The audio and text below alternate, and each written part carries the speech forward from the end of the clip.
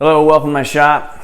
Today I want to talk a little bit about an upgrade you can make to your miter saw to make it even more versatile. I would say this is probably the most, next to the table saw, this is probably the most frequently used tool in any woodworker shop. Now if I were to ask most woodworkers how they would cut a 45 on this small piece of trim, they'd say they'd do it on their table saw using a miter sled, which would be appropriate because on the miter saw it's not safe to make these small cuts and you get a lot of tear out. Well, I want to show you something I came up with that allows you to make these cuts on your miter saw, and it's super easy to build. It works with any saw that's got a decent clamp and trench mode, and it allows you to basically safely and accurately make cuts like on this small piece of trim. And it's super easy and convenient to the point where I find that I'm making these cuts now almost exclusively on my miter saw.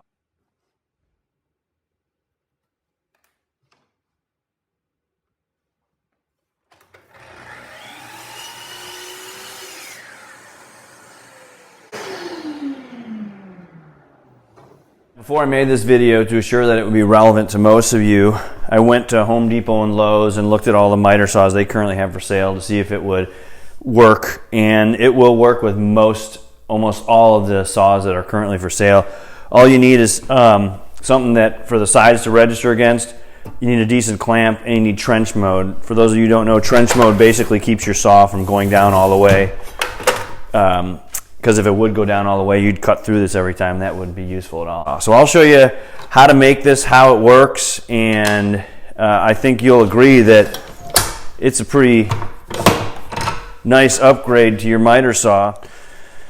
So here it is. The cut list really couldn't be much easier. A piece of plywood, and then I got a piece of 3/8 inch Baltic birch plywood for the base because I want it to be nice and stable. And basically I'm just going to glue this onto here. I'm using glue because I don't want to have to chance cutting through any screws or nails. You want to make sure you got a nice straight edge too.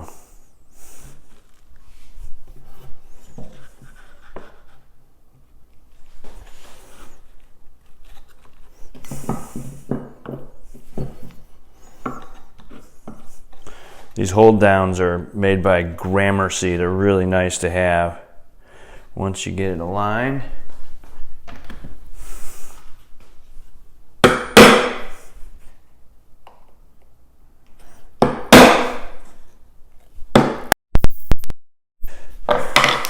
And then what we do is we'll just glue one of these.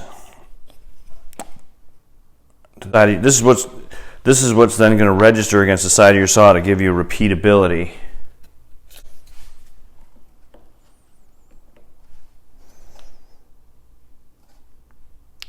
And we'll let that dry.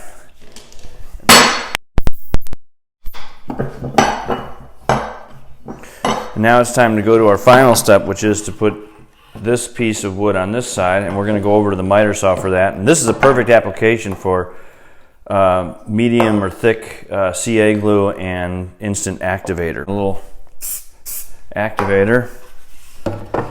Hot glue would also work for this. It's got pretty instant grab. Someone once made fun of me in another video for using hot glue on wood, but it does have its place. And I'm not sure a snug fit.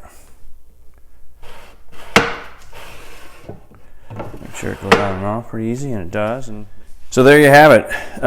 This addition to your miter saw really expands the capabilities, so you can go from cutting small stuff safely and accurately with zero clearance, and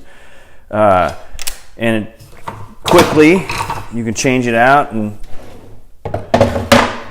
you're ready to be cutting bigger stock. And some people would argue, why not just put a zero clearance insert in here and a zero clearance fence? Well, you can do that, but then your dust collection suffers. I had that for a while, and I got rid of it because it really hampered dust collection. So this is something that you can make quickly, easily, and again, it expands the capabilities of your miter saw, so I hope this helped you in your workshop. Thanks for watching.